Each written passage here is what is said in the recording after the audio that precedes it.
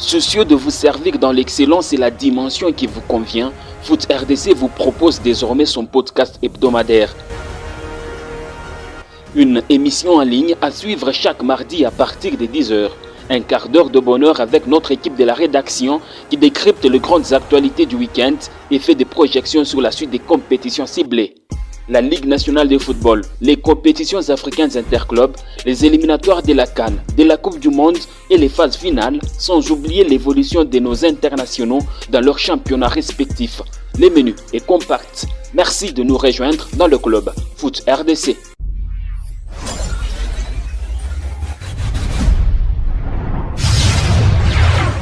Mesdames, Messieurs, chers internautes, abonnés Foot RDC, bonjour et bienvenue dans ce tout premier numéro de l'émission Le Club Foot RDC. Il s'agit ici d'un podcast de notre rédaction pour vous informer davantage et vous aider à comprendre tout ce qui se passe sur la planète football, parlant évidemment de l'actualité brûlante du football congolais. Prenez-en donc l'habitude, c'est désormais chaque mardi à pareille heure sur notre chaîne YouTube que vous retrouverez le Club Foot RDC, une émission, on l'a dit, en ligne, que vous aurez évidemment l'habitude, que vous aurez le plaisir de suivre autant que vous le pouvez, puisque cela restera en ligne le plus longtemps que possible.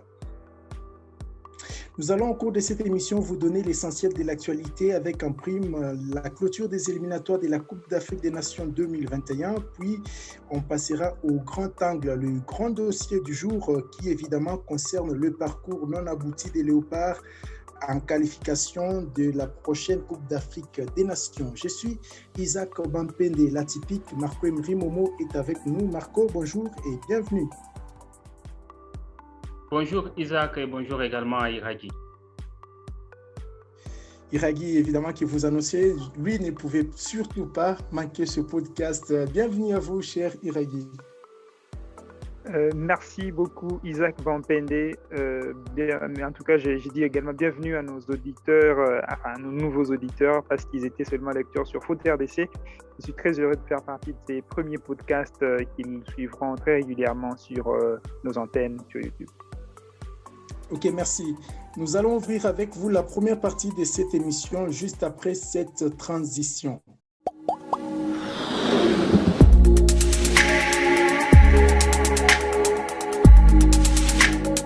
Ok, c'est déjà, Madame, Monsieur, vous l'avez compris, la partie actualité, la première de cette émission, le Club Foot RDC. C'est donc avec notre confrère Iragi Elisha que nous allons devoir suivre les différentes actualités qui dominent le football sur le continent africain. Iragi, à vous la parole. Eh bien, Isaac, comme nous le savons, c'est la 6e journée des éliminatoires de la Coupe d'Afrique des Nations Cameroun 2021 qui aura lieu en 2022.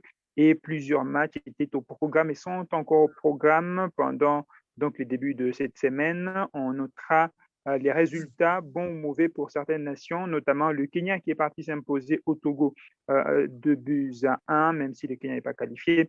L'Égypte s'est imposée contre le Comore 4-0. Victoire de l'Angola à domicile contre le Gabon 2-0 également. Le Burkina Faso a pris le dessus sur le Soudan du Sud 1-0.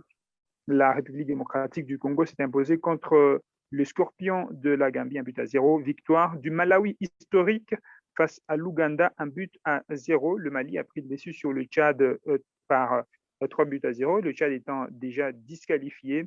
Notons également la victoire importantissime du Soudan à domicile contre l'Afrique du Sud, 2-0, qui permet aux Soudanais de se qualifier. Le Ghana a pris les dessus sans beaucoup de difficultés, 3-1 face au Sao Tomé et Principe. La Tanzanie a gagné pour du beurre contre la Libye 1-0. Victoire également de la Tunisie qui finit en beauté contre la Guinée équatoriale, 1-0, 2-1, pardon. La Namibie a pris le dessus sur la Guinée. Rapidement, nous savons déjà plusieurs pays qui sont qualifiés, Isaac, pour la compétition. Dans le groupe A, Mali et Guinée sont qualifiés. Dans le groupe B, Burkina Faso et Malawi. Dans le groupe C, Ghana et Soudan. Dans le groupe D, Gambie et Gabon. Dans le groupe du Cameroun et celui du Maroc, il y a encore le match de la 6e journée. Dans le groupe G, l'Égypte et les Comores qui vont participer pour leur première fois. Bien parti, le Sénégal, le Congo également. Dans le groupe J, la Tunisie et la Guinée équatoriale. Et dans les autres groupes, les matchs vont se jouer en début de semaine. Merci beaucoup à vous pour toutes ces informations. Marco Emery, ça sent une CAN pleine de surprises, hein. On va noter la participation, la toute première participation des îles Comores, mais on va pas oublier non plus on va dire l'élimination de la République démocratique du Congo. C'est le grand dossier, mais un petit mot par rapport aux nations qui sont déjà qualifiées et aux différents résultats enregistrés au cours de ces 5e et 6e journées des éliminatoires de la CAN Cameroun 2021. Et je pense que Isaac, tout comme il a dit, la CAN ouverte à 24 nations permet de voir certains pays participer pour la première fois. Mais quand même, il faudrait souligner non seulement l'absence de la République démocratique du Congo à cette phase finale de la Coupe d'Afrique des Nations Cameroun 2021, il y a également l'Afrique du Sud qui va pointer aux abonnés absents pendant cette Coupe d'Afrique des Nations. Quand même, quand on regarde le groupe dans lequel l'Afrique du Sud a évolué, il y a eu les Ghana, il y a également l'équipe de Sao Tomé et Principe, pourquoi pas le Soudan. L'Afrique du Sud n'a terminé qu'avec 10 points, alors que les Ghana, et tout comme le Soudan, le Ghana a fini premier avec 13 points et le Soudan est arrivé en deuxième position avec 12 points. Ça veut dire que le niveau du football sur le plan africain a augmenté d'un cran. Beaucoup d'équipes ont fourni beaucoup d'efforts afin, n'est-ce pas, d'écrire leur histoire dans cette phase finale de la Coupe ou encore dans l'histoire du football africain. On l'a vu avec la qualification, par exemple, pour la première fois de la Gambie. On va encore le souligner, on aura le temps d'en parler peut-être dans la deuxième partie de cette émission. Du coup, il y a beaucoup de leçons à tirer de ces éliminatoires.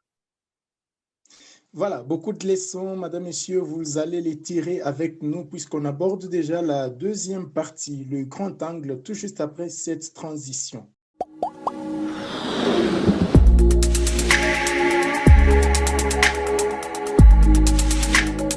Ok, nous y sommes. La RDC ne sera pas au Cameroun à la prochaine édition de la Coupe d'Afrique des Nations. Les Léopards logés dans un groupe de premier abord, qu'on va dire passable, un groupe où ils étaient accompagnés du Gabon, de la Gambie, mais également de l'Angola. C'est finalement les Panthers du Gabon, les Scorpions de la Gambie qui verront le pays de Samuel Eto'o, les Léopards, eux, n'y seront pas à cause des 2 faux pas. On va parler de ce match nul contre l'Angola lors de la 3e journée concédée au Stade des Martyrs, mais également cette défaite humiliante concédée il y a quelques jours seulement, soit le jeudi dernier, au stade à Franceville contre les coéquipiers de Pierre-Emerick Aubameyang. Et donc, la RDC termine 3e de son groupe avec seulement 9 points.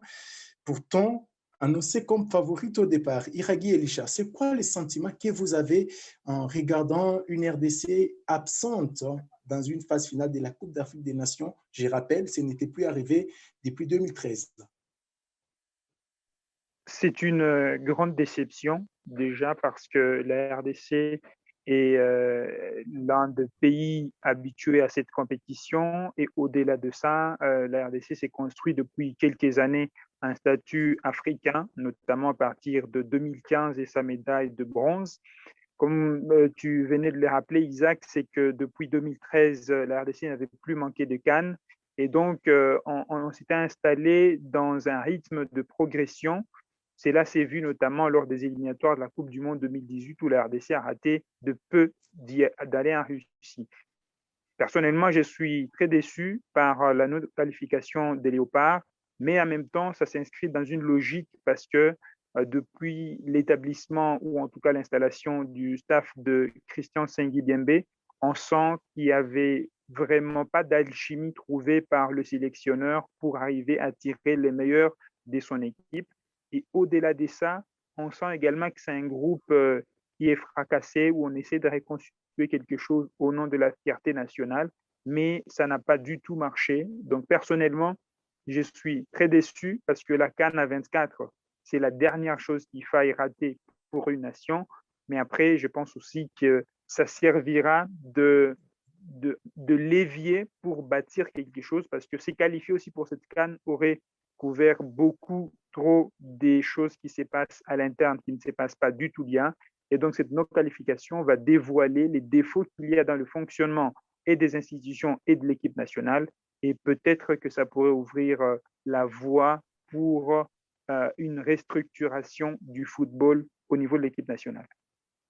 Voilà, Marco Emery, on aborde déjà les choses importantes. Est-ce que vous pouvez nous dire ce que vous pensez du parcours des Léopards de la RDC? Je rappelle, la RDC a fini 3e derrière le Gabon et la Gambie, donc éliminés ou non qualifiés pour la phase finale de la Coupe d'Afrique des Nations. Qu'est-ce qui n'a pas marché au juste, d'après ce que vous avez suivi du parcours des Léopards dans cette phase éliminatoire?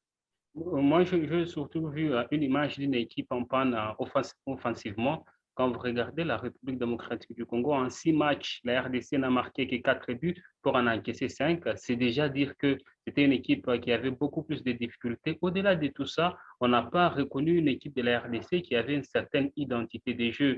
Hein, quand vous regardez la RDC, par moment, ça joue dans un bloc bas alors qu'on ne sait pas mieux défendre en République démocratique du Congo. Et par moment, ça joue sans qu'il y ait un meneur de jeu dans les milieux de terrain.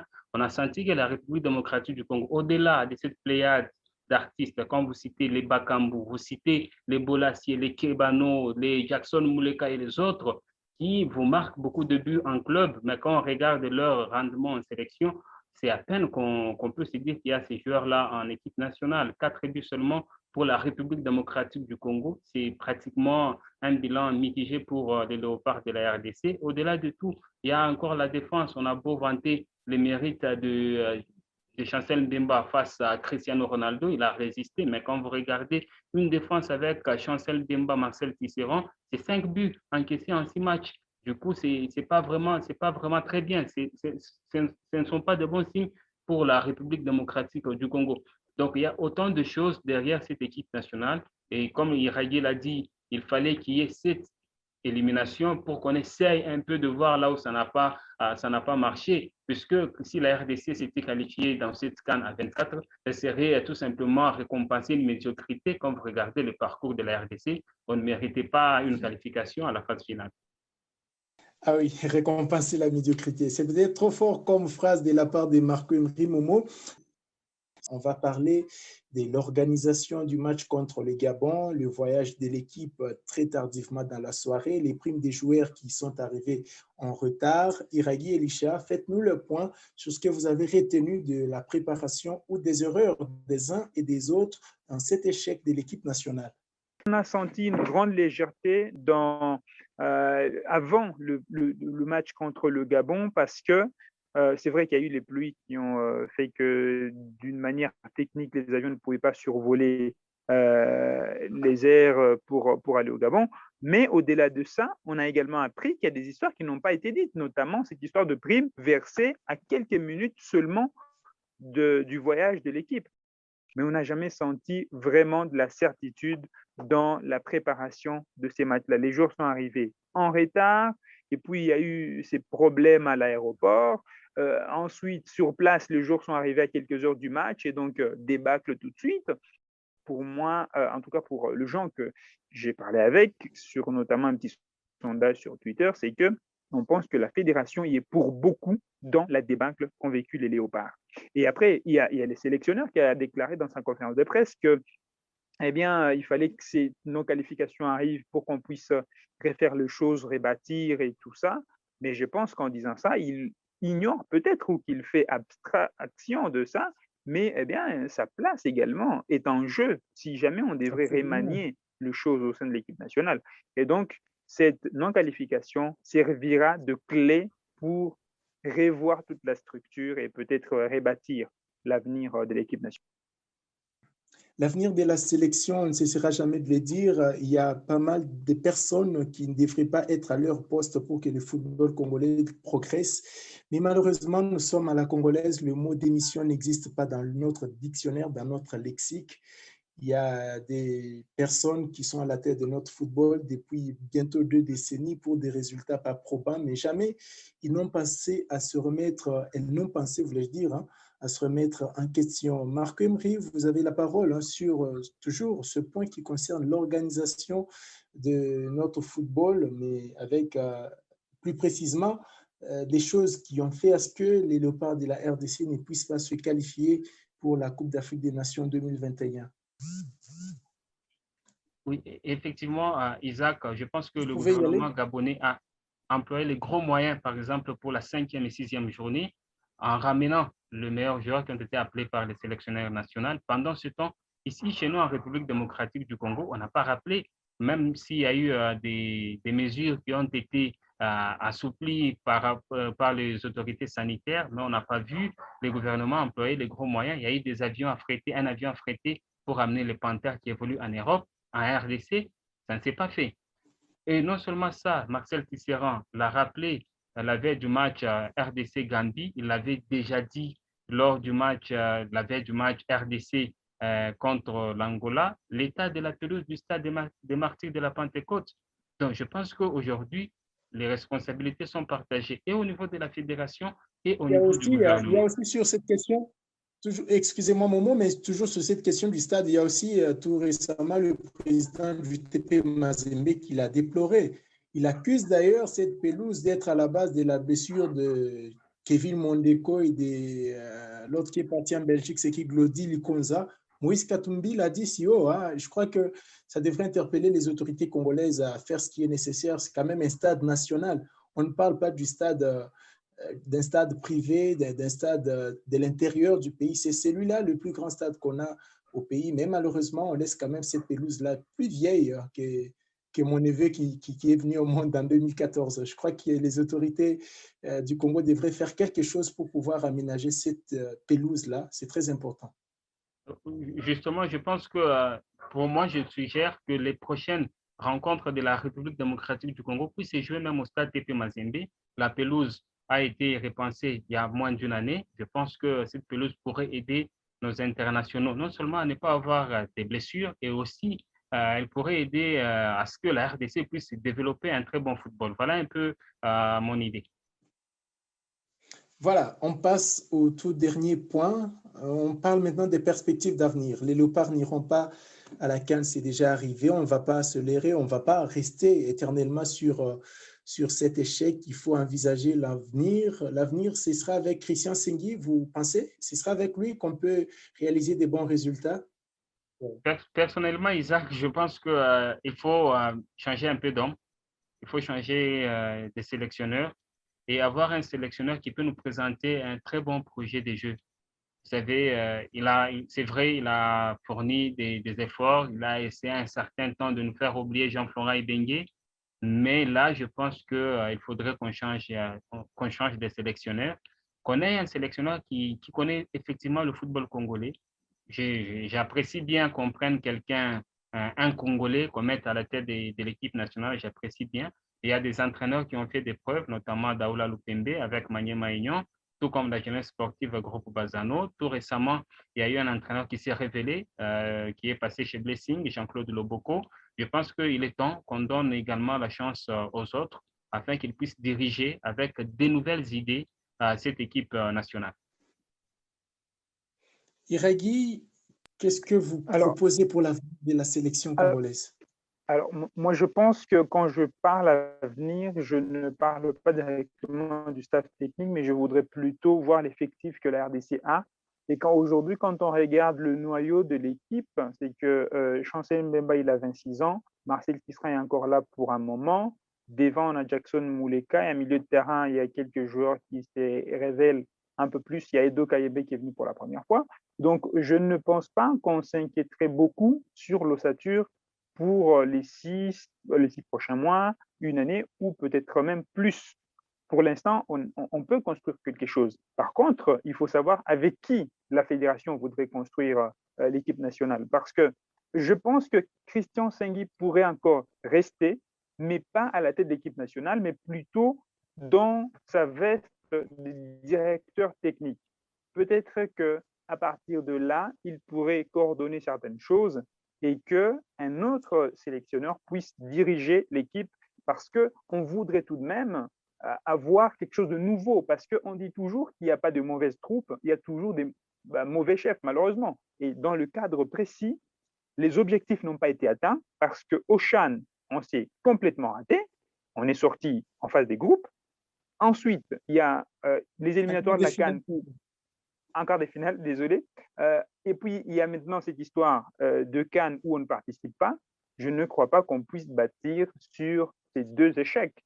pour moi, on pourrait maintenant réfléchir à laisser Christian Sengui continuer avec la direction technique nationale et que d'un autre côté, on cherche un homme pour mettre à la tête. Mais c'est là également le problème parce qu'aujourd'hui, le football congolais n'a pas d'argent, il faut se le dire. C'est la FIFA qui pourvoit aux besoins pour le fonctionnement de la FECOFA. Il faudrait donc penser au salaire de l'entraîneur, son staff technique et tout ce qui va avec. Pour moi, je vois mal un Européen venir parce qu'on n'a pas le moyen de le payer.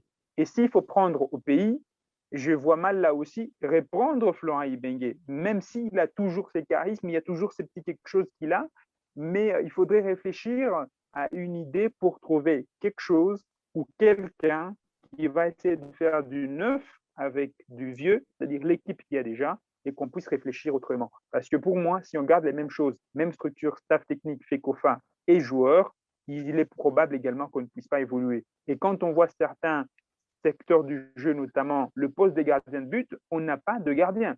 Sidi Bagio, il est de Bazano, c'est la pire équipe en Lina Foot. Il y a Kiasumboa qui joue à peine avec Servette. Et puis, il y a également, on prend quelquefois Matampi et je pense qu'il s'est carrément trouvé lors du Chan et c'est fini pour lui. Donc, c'est peut-être là les secteurs jamais. Exactement, il faudrait qu'on réfléchisse. Justement, c'est là que je pense qu'il faudrait qu'on réfléchisse à la restructuration du football à tous les niveaux et qu'après, on pourra rêver de la Coupe du Monde. Parce qu'aujourd'hui, vouloir se projeter après cette élimination de la CAN ou la non-qualification, vouloir se projeter déjà sur la Coupe du Monde, c'est carrément une utopie. Il n'y a rien qui peut être fait si on ne restructure pas le football congolais à tous les niveaux.